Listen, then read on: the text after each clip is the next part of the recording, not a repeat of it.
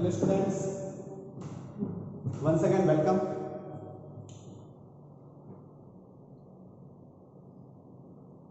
Hope you all guys are well in your home where you stay in this COVID situations. And I always request you, don't go out any unnecessary work.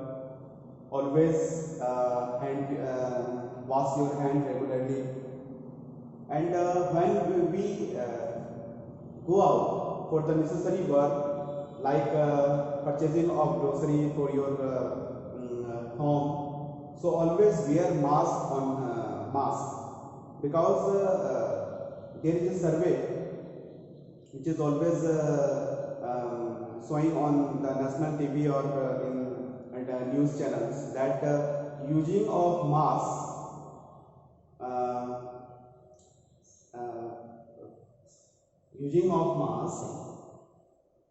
save you 70% spreading the corona virus. मतलब अगर आप mask use करते हैं तो आप 70% बच सकते हैं कोरोना वायरस के फैलने से। ठीक है, मतलब दूसरे को भी नहीं फैलाइएगा अगर आप पॉजिटिव हैं तो, और खुद भी आप उससे बच सकते हैं। सो जब भी आप मार्केट जाएं किसी काम से तो आप मास्क जरूर पहनें, अपना हाथ जो है वो धोते रहें, क्योंकि ये समय बहुत खराब चल रहा है और किसी ने एक्सपेक्ट नहीं किया था कि 2020 जो है हम लोग का जो भी ईयर आपका गुजर रहा है ये एक बुरे दौर से गुजरेगा। सारे सेक्टर जो है वो अस्त व्यस्त हो गए हैं, पब्लिक सेक्टर हो, गवर्नमेंट सेक्टर हो, तो और इसमें हम कुछ नहीं कर सकते। हम अभी जो क्या है कि कोरोना वायरस का कोई वैक्सीन वगैरह भी नहीं है, तो ऐसे सिचुएशंस में बचाव ही सबसे बड़ा हम लोग के लिए अस्त्र है। ठीक है, जितना हो सके अपने आप को बचा सके, अपने आप को सेफ रख सके, अपने आप को सिक्योर रख सके, अपने को भी बचाइए, अपने परिवार को भी बचाइए। ठीक है, तो आते हैं आज के लेक्चर में। आज का जो लेक्चर है, देखिए आप देख सकते हैं बोर्ड में लिखा हुआ है इंटीग्रेशन है, जिसमें रैशनल फंक्शंस का इंटीग्रेशन करना है। और आप इसमें देख सकते हो कि जो डिनोमिनेटर का फैक्टर है वो क्या है, x+1 है, x+2 है इंटू x-1 का होल स्क्वायर। ये कोई जरूरी नहीं है कि अगर आप टाइप कर रहे हैं लीनियर एंड रिपीटेड तो नॉन रिपीटेशन वाला केस ना हो। कहने का मतलब ये हुआ कि जब आप पढ़ रहे हैं पार्शियल फ्रैक्शन या जब आप पढ़ रहे हैं बाई पार्ट तो ये कोई जरूरी नहीं कि सब्स्टिट्यूशन नहीं आएगा। मतलब सीधा सीधी है कि जो चीज आप पीछे पढ़ चुके हैं वो तो आपके होने चाहिए, मतलब उसका आपका यूज करना ही करना है। ऐसा नहीं कि जो चैप्टर है सब उसी का यूज करेंगे बाकी पीछे का यूज ना करेंगे, तो ये पढ़ाई का मतलब नहीं होता है। अगर ऐसा होता तो क्या आप ABCD बचपन में पढ़ते और 12th में जाकर के मतलब कुछ अगर लिखना रहता तो क्या आप ABCD यूज नहीं करते? जरूर करते हैं। इसका मतलब ये है कि पढ़ाई ऐसा चीज है जो हम लोग बचपन से ही करते आ रहे हैं और उसका लाइफ टाइम तक यूज होता है। ऐसा नहीं कि जो चीज 10th में पढ़ा था उसको मैं 11th 12th में यूज नहीं कर सकता हूँ, उसका भी यूज होता है। ठीक है, कहने का मतलब यह है कि जो भी चैप्टर चल रहा है और जो चैप्टर आप प्रीवियसली पढ़ चुके हैं तो उसको आपको यूज करना है और उसको कोई हेजिटेशन नहीं होनी चाहिए कि अरे ये तो बाई पार्ट का चैप्टर है, इसमें मैं सब्स्टिट्यूशन कैसे लगाऊं। It is not the matter. ठीक है, चलो इसका मतलब ये है कि जब मैं रिपीटेशन वाला केस पढ़ रहा हूं तो नॉन रिपीटेशन वाले भी केस आएंगे, और नॉन रिपीटेशन के केस को बनाने का क्या तरीका है ये आप ऑलरेडी जानते हैं, इसलिए घबराने की जरूरत नहीं है। जो भी आप जानते हैं उसको यूज कीजिए, आपका सवाल मिल जाएगा। ठीक है, चलो देख सकते हैं यहाँ पर। सबसे पहले हमको पता है इंटीग्रेशन करना है, लेकिन इंटीग्रेशन से पहले हमको क्या करना है तो रिजोल्यूशन करना है। ठीक है दोस्तों, चलिए अब देख सकते हैं। पहले मैं इसको रिजॉल्व करूंगा, resolution. Here we can write 3x minus 2 upon x plus 1 x plus 2 x minus 1 का whole square, and this is the way a upon x plus 1 plus b upon x minus x plus 2 c upon x minus 1 और plus d upon x minus 1 का whole square। आप देख सकते हो कि यहाँ पे चार अननोन पैरामीटर है, where a b c and d are unknown parameter। Clear, unknown parameters. तो चार अननोन पैरामीटर है, और मैंने आपको पहले भी कहा है कि जब 3 से ज़्यादा अननोन पैरामीटर हो जाएगा तो आप कंपैरिजन मेथड जो है भूलने से मत लगाना, क्योंकि आपको पता है कंपैरिजन मेथड होता बहुत सिंपल है but it will be lengthy, it is a lengthy process, और कैलकुलेशन जितना लेंथी होता है एरर होने का चांसेस उतना बढ़ जाता है। इसलिए हम लोग चाह नहीं रहे हैं खुद से कि मेरे कैलकुलेशन में एरर हो और हमको गलत डाटा मिल जाए। ठीक है, मैं चाहता हूँ कि डाटा सही हो, इसलिए कैलकुलेशन से बचिए, और कैलकुलेशन से बचने का सबसे आसान तरीका है आप लिमिटिंग मेथड यूज कीजिए, because limiting method is one of the superior method to find out the unknown parameters. और बात ये भी सही है कि लिमिटिंग मेथड आप हर जगह नहीं लगा सकते, मतलब वो भी एक रेस्ट्रिक्टेड एरिया है वहीं आप लगा सकते हैं। लेकिन मैंने पिछले क्लास में भी डिस्कस किया था कि अगर आपका लीनियर एंड नॉन रिपीटेशन वाला केस है तब तो आप लिमिटिंग मेथड लगा ही लगा सकते हो। कहने का मतलब ए और बी के लिए तो आपको सोचना ही नहीं सोचना है। और जस्ट इसी पिछले वाला लेक्चर में मैंने लीनियर एंड रिपीटेशन के बारे में कुछ बात किया। उसमें एक टर्म था something upon x plus 5 upon x minus 2 का होल स्क्वायर। तो बोला था कि लीनियर एक्सप्रेशन अगर रिपीटेशन वाला केस हो तो जो हायर डिग्री वाला है उसको भी हम लोग लिमिटिंग मेथड से निकाल सकते हैं। कहने का मतलब यहाँ पर ये रिपीटेशन वाला केस है तो उसमें जो d है वो आपका क्या करेगा, लिमिटिंग मेथड से निकल जाएगा। इसका मतलब यहाँ 4 अननोन है और 4 में से आप 3 जो है लिमिटिंग मेथड से निकाल सकते हैं, तो क्यों ना हम लिमिटिंग मेथड का ही यूज करें। So use of limiting method to find out the value of a, b and d. Here we use limiting method to find a, b and d. And you can already know that a is equal to, what will be the value of a? Here we can write a in the left hand side, but we have to write a in the right hand side. तो left में लिखो right में लिखो कोई फर्क नहीं पड़ता है, मतलब a वाले राइट को मैंने लेफ्ट की साइड में लिखा और हम लेफ्ट साइड वाला राइट साइड में लिखा है। तो हम लोग किसके लिए काम कर रहे हैं, a के लिए। तो डिनोमिनेटर कितना है x प्लस 1, जो जीरो कहाँ पे होगा -1 पे, इसलिए लिमिट लेंगे x टेंड्स टू -1। उसके बाद ये पूरा का पूरा एक्सप्रेशन लिख दिया लेफ्ट साइड वाला राइट साइड में। 3x minus 2 x plus 1 into x plus 2 into x minus 1। हमको पता है कि हम लोग एक लिए काम कर रहे थे, मल्टीप्लाई किससे करना था, x प्लस 1 से, तो यहाँ करेंगे x प्लस 1। इसी की वजह से 0 बाय 0 आ रहा था, कैंसिल आउट हो गया। अब जो बाकी बचा हुआ टर्म रहा, जहाँ x वहाँ क्या रखेंगे -1, ये हो जाएगा -3 -2। यहाँ पे कितना हो जाएगा, ये हो जाएगा -1 -2, तो हो जाएगा सिंपली 1 इंटू, और यहाँ जाएगा -1 -1 तो सिंपली हो जाएगा -1। यहाँ हो जाएगा 5/, तो a का वैल्यू जो है आपका। उसी तरह से हम क्या करेंगे, b निकालेंगे। तो b के लिए क्या है देख सकते हो, -2 हो जाएगा, यहाँ लिखेंगे limit x tends to -2। Left side वाला टर्म पूरा का पूरा लिख सकते हैं, ये हो जाएगा 3x -2 और ये हो जाएगा x प्लस 1, यहाँ हो जाएगा x प्लस 2 और ये हो जाएगा x माइनस 1। किसके लिए काम कर रहे थे, b के डिनोमिनेटर में कितना है x प्लस 2, तो आप क्या किए हैं x प्लस 2 से न्यूमरेटर में मल्टीप्लाई किया। ठीक है, किसकी वजह से 0 आ रहा है, इसकी वजह से 0 बाय 0 आ रहा है, कैंसिल आउट हो गया।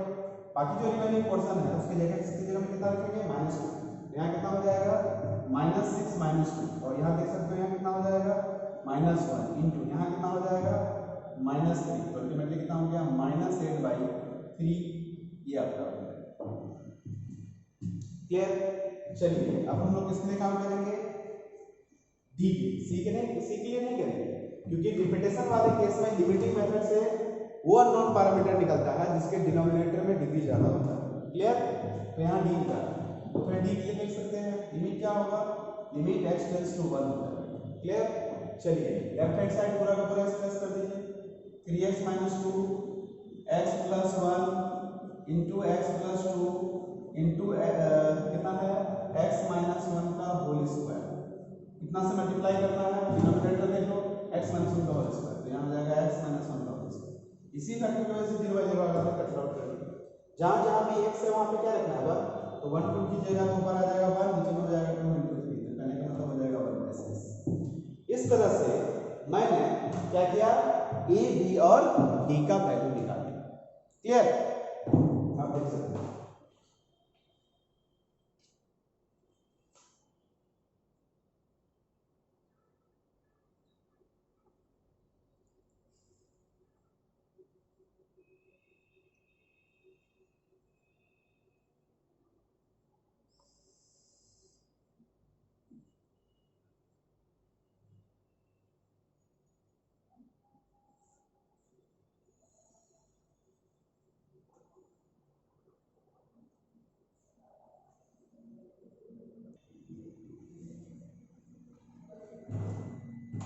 Hello students, there is a mistake here. We forget to write the power of x minus 1. Here actually this is x minus 1 ka whole square. So calculation becomes minus 2 ka whole square. So it becomes minus 5 by 4. Here is also a mistake. We also forgot this. Here is the power of x minus 1 is whole square. So it becomes minus 3 ka whole square. So it becomes 8 by 9. And this is right. There is no mistake. Now here, hence we can write in place of this 3x minus 2 upon x plus 1 into x plus 2 into x minus 1 का whole square is equal to क्या लिख सकते हैं, a की जगह में कितना लिख सकते हैं, माइनस 5 बाई 4 और डिनोमिनेटर में कितना है आपका x प्लस 1 प्लस b के जगह में कितना लिख सकते हैं 8 बाई 9 और यहाँ कितना हो गया x बाई 2। c अभी नहीं निकला है, c रहने दीजिए, x माइनस 1 और d का वैल्यू कितना आया 1/6, तो यहाँ लिख सकते हैं 1/6 x माइनस 1 का होल स्क्वायर। इसको आप एक नंबर बनाओ, ठीक है। चलिए आप देख सकते हो कि जितना सारा भी अननोन पैरामीटर था उसमें से c को छोड़कर जो है सारा अननोन पैरामीटर फाइंड आउट हो गया, ठीक है। अब हमको क्या करना है, c निकालना है। तो c के लिए क्या करेंगे, पहले ही बताया था कि जब आपका लिमिटिंग मेथड से सारा वैल्यू ना निकले तो आप क्या कर सकते हैं, वैल्यू पुटिंग मेथड यूज कर सकते हैं। तो आप यहाँ पे वैल्यू पुटिंग मेथड को यूज करना है, ठीक है। तो अब हम लोग वैल्यू पुटिंग मेथड यूज करेंगे।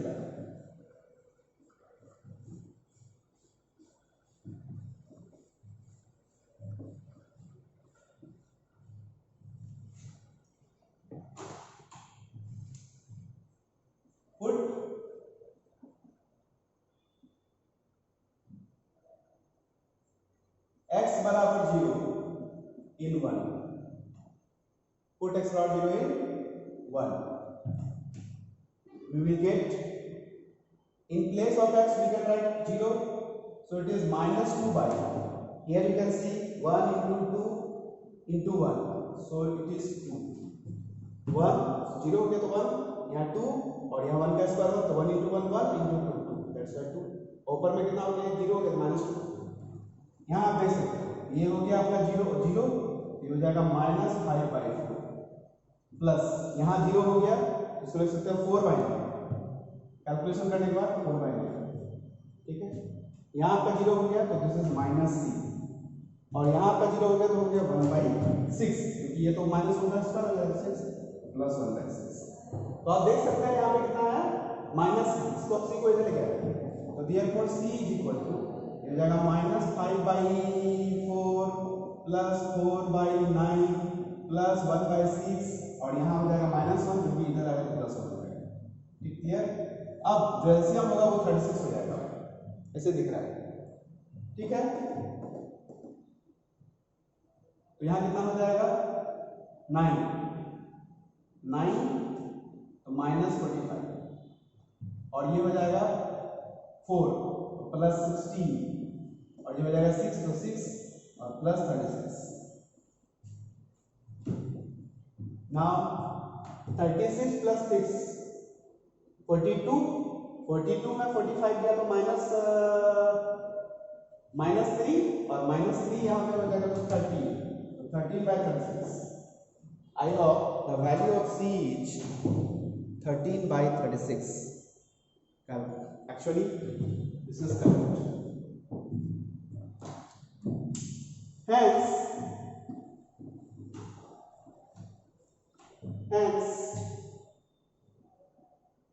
we can write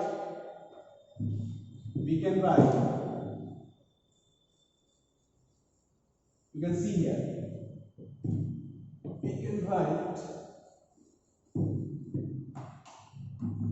minus 5/4 into 1/x plus 1 plus 8/9 into 1/x plus 2. Here in place of c you can write 13, so plus 13/36 into 1/x minus 1 plus here you can write 1/6 into 1/x minus 1. This is complete partial fraction. You can see here this is complete partial fraction. And now we have to evaluate the given integral. So therefore integration of 3x minus 2 upon x plus 1 x plus 2 x minus 1 का whole square is equal to integration of this. So minus 5/4 is constant and integration of 1/x plus 1 with respect to x plus 8/9 is constant, so integration of 1/x plus 2 dx plus 13/36 is constant, so integration of 1/x minus 1 with respect to x, and here minus 1/6 is constant, so integration of minus 1/x minus 1 का whole square with respect to x.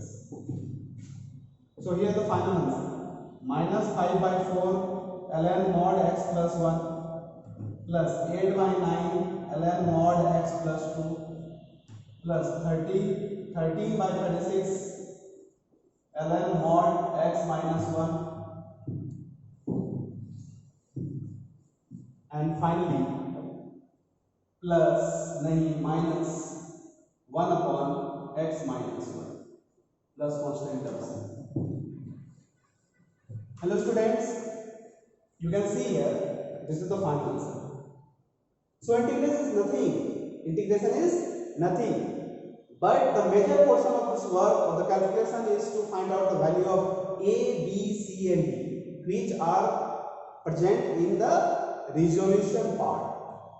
So अगर आपको resolution आता है तो integration इस तरह के rational expression का इंटीग्रेशन करना जो है वो बहुत ही आसान हो जाता है। ठीक है,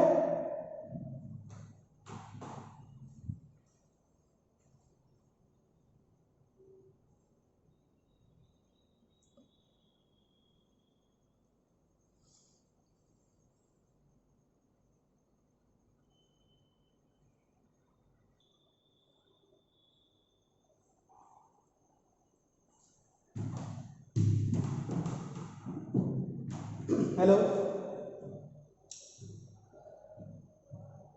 क्या दिखाई पड़ रहा है बोर्ड में आपको? आप देख सकते हैं कि ये भी एक इंटीग्रेशन है जो कि रैशनल फंक्शन का इंटीग्रेशन है। ठीक है, और इसमें जो रैशनल फंक्शन इन्वॉल्व है वो आप देख सकते हैं लिखा हुआ है 2x plus 7 upon x plus 1 into x square plus 4। ठीक है, इसको आप एज ए रियल मानकर फैक्टराइज नहीं कर सकते। ठीक है, इसको फैक्टराइज करना होगा तो आपको कॉम्प्लेक्स ट्रीट करके फैक्टराइज करना पड़ेगा, और यहाँ जो है हम लोग इसको कॉम्प्लेक्स ट्रीट करके फैक्टराइज नहीं करेंगे। कहने का मतलब ये हुआ कि इसको हम लोग किस कैटेगरी में रखेंगे? Quadratic and non repeated integration. This is the questions based on quadratic and non repetition. ये आपका तीसरा नंबर। ठीक है, तो मैंने पिछला क्वेश्चन में भी कहा था कि अगर आप क्वाड्रेटिक बना रहे हो तो ये कोई जरूरी नहीं है कि लीनियर नहीं आएगा। ठीक है, आपका लीनियर भी आ सकता है, जो कि यहाँ पर दिख रहा है क्वाड्रेटिक है बट साथ में लीनियर। तो लीनियर का रिजोल्यूशन कैसे करना है ये तो हमको फंडा पता है, बट एक्स्ट्रा में हमको सीखना है क्वाड्रेटिक का कैसे करना है। ठीक है, इस तरह के इंटीग्रेशन में मेजर पोर्शन क्या होता है, मेजर पार्ट क्या है कि आपको करना कुछ ही रहता है इसका फैक्टराइजेशन, मतलब सॉरी क्या बोलते हैं उसको, पार्शियल फ्रैक्शन मेन इसका इंपॉर्टेंट पार्ट है। इंटीग्रेशन में कोई दम नहीं है, आप देख जानते हैं इसको। चलिए अब देख सकते हैं, सबसे पहले क्या करेंगे इसका resolution. Here you can write resolutions. We have to resolve this into partial fractions. 2x plus 7 upon x plus 1 into x square plus 4. Here we can write a upon x plus 1 because this is linear expression. So we have to write in a constant term in numerator. Here we can write a plus.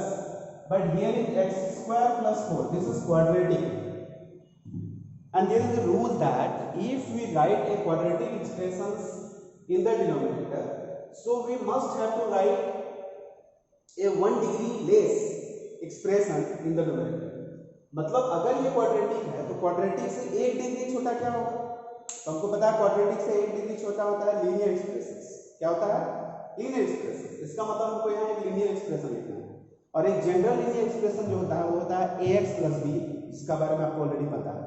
तो मैंने तो a constant use कर चुका हूँ, तो अब कोई दूसरा कांस्टेंट यूज करना है, इसलिए यहाँ पे हम लोग ax प्लस b ना लिख करके क्या लिखेंगे bx प्लस c लिख दिया। ये आपका क्वाड्रेटिक है, इसलिए क्वाड्रेटिक से छोटा एक्सप्रेशन लिखना है, तो क्वाड्रेटिक से जस्ट छोटा क्या होता है लीनियर, इसलिए आपको यहाँ लीनियर लिखना है। ठीक है, this is the rule of doing partial fractions of a proper fraction. This is a proper fraction. Here you can see that the degree of numerator is 1 while the degree of denominator is 3. So this is the proper fractions, and only proper fractions possesses partial fractions. So we have to find out its partial fractions, and we write like that. Here how many unknown constants are present in this in the right hand side? You can see here a, b and c are unknown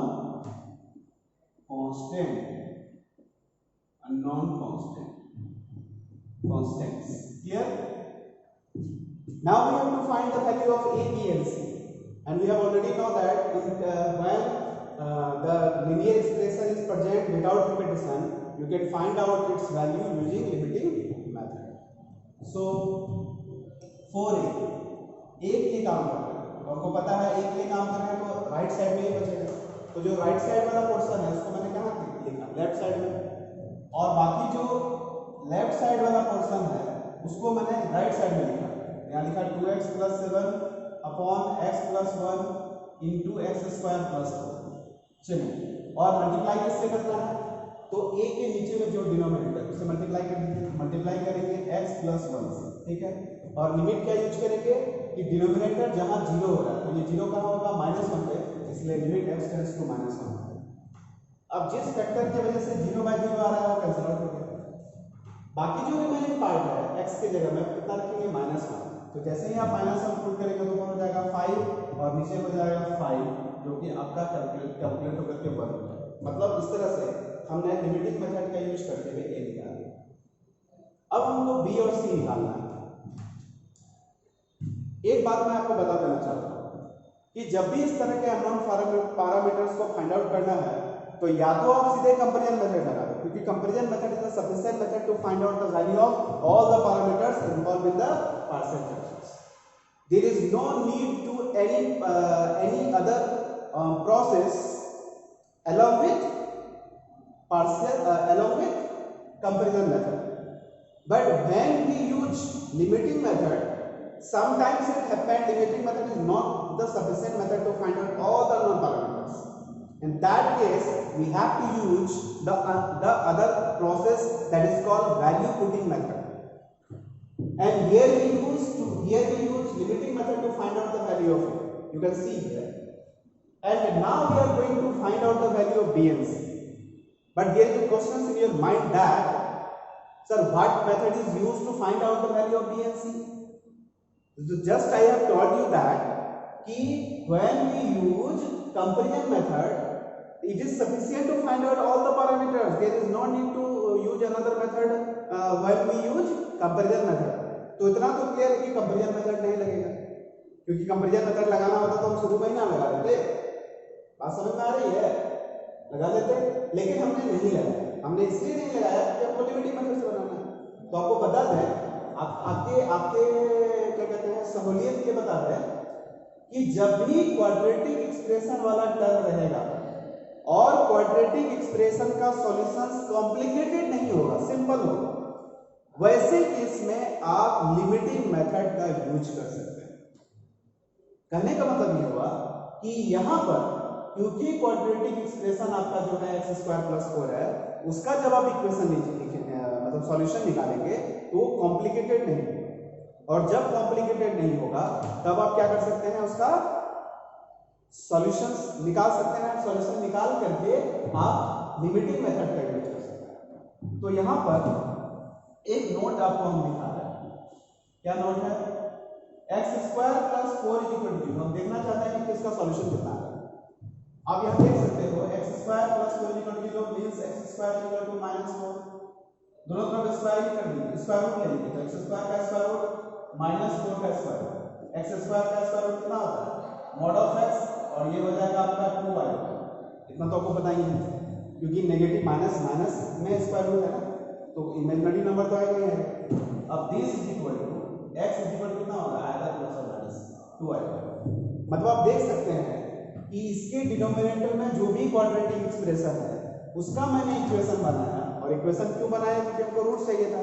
तो जैसे ही मैंने उसको solve किया तो उसका roots मिल गया। तो जो रूट्स आया वो देख सकते हैं, वो कितना आपका आदर प्लस और माइनस 2 है।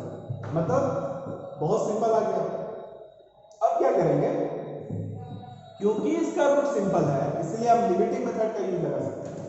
तो यहां लिखेंगे 4 b and c, और आपके जन्म में ये बता दूं कि जब आप लिमिटिंग मेथड का यूज करेंगे तो b और c एक बार में निकलता है।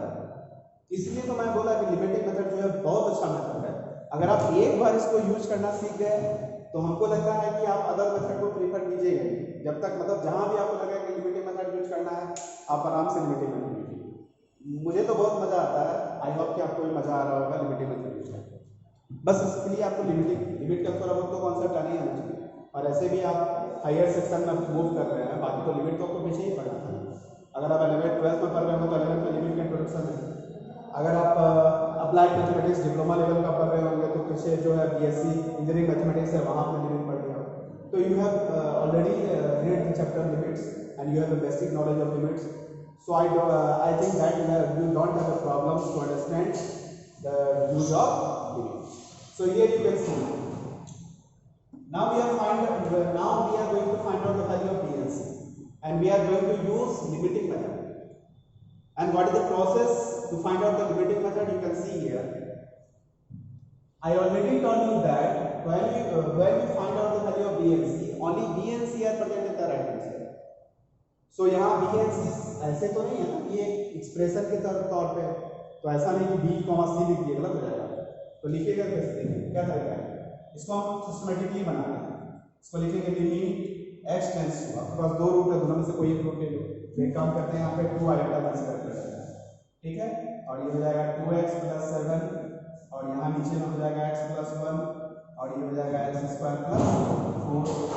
इससे मल्टीप्लाई करेंगे ऊपर नीचे x² + 4 से, यहाँ हो गया x² + 4। ये होगा left hand side. Right hand side में पता है b और c के वर्क कर रहा है, तो ये नहीं होगा, तो इस तरफ को लिखने की जरूरत नहीं है। सीधे यहाँ लिखा जाएगा limit x tends to 2 iota, clear. और बाकी जो टर्म उसको लिख लीजिए। तो ये हो गया bx + c, यहाँ हो गया x² + 4, इससे मल्टीप्लाई किया थे x² + 4 से मल्टीप्लाई किया। अब जिस टर्म की वजह से 0/0 आ रहा है उसको आप कैंसिल आउट कर सकते हैं। दिस इज द फंडा। Now in place of x you can write 2 iota. So here we can write 4 iota + 7 and divided by 2 iota + 1.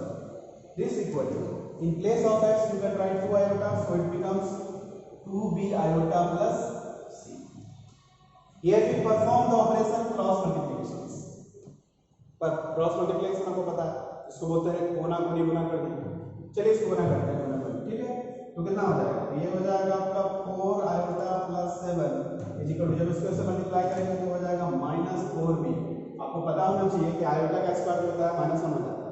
यहाँ आप देख सकते हो इसको जब मल्टीप्लाई करेंगे तो हो जाएगा 4b आयोटा का स्क्वायर, इसको इससे मल्टीप्लाई करेंगे तो हो जाएगा 2c आयोटा, इसको इससे मल्टीप्लाई करेंगे तो हो जाएगा 2b iota plus 2b iota, और c मल्टीप्लाई करेंगे यहाँ c।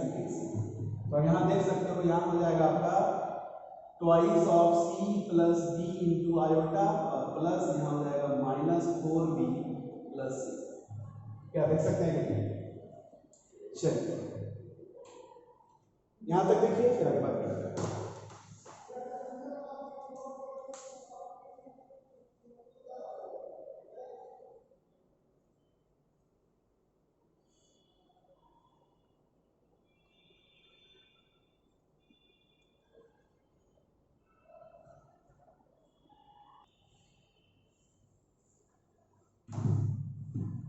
हेलो स्टूडेंट्स, आप देख सकते हो जब मैंने इसको कैलकुलेशन किया तो इधर आया 4i + 7 और इधर आया 2 × c + b iota plus -4 + c।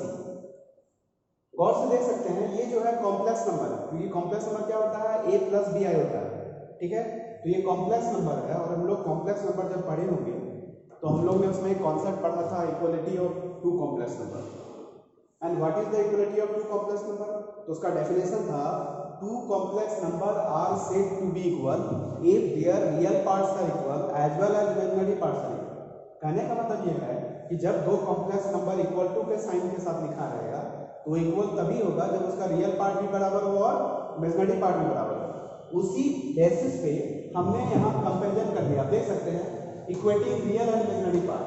तो जो रियल पार्ट था जो इमेजिनरी पार्ट था पहले उसको कंपेयर कर लिया दोनों तरफ से, और जो रियल पार्ट है उसको भी दोनों तरफ से कंपेयर कर लिया।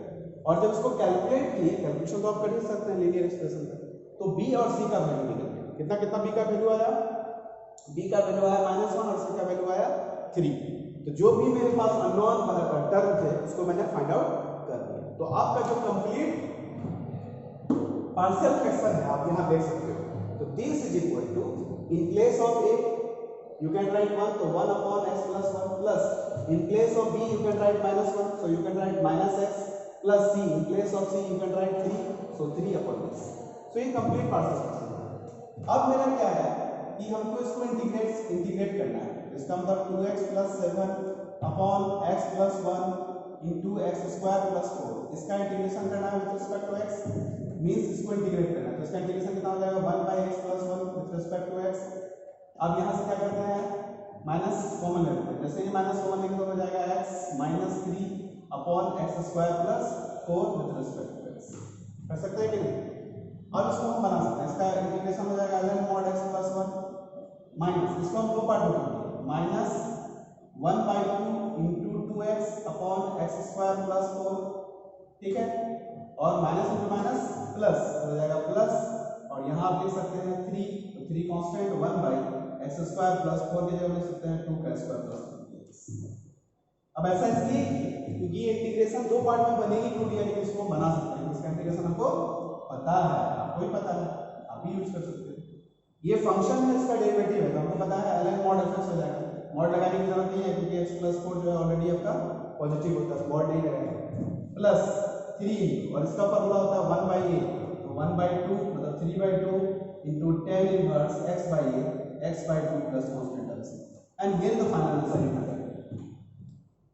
So hello students, you can see this is the type of quadratic and non-repeated, and we use, and first of all we find the partial fraction, ठीक है, and then lastly integrate the given integral, ठीक है। the major portion is the partial fractions, और उसमें भी क्या है कि आपको एबीसी मतलब जो अननोन पैरामीटर वो निकालने आना चाहिए। अगर वो निकालने आ गया तो फिर कोई दम नहीं है।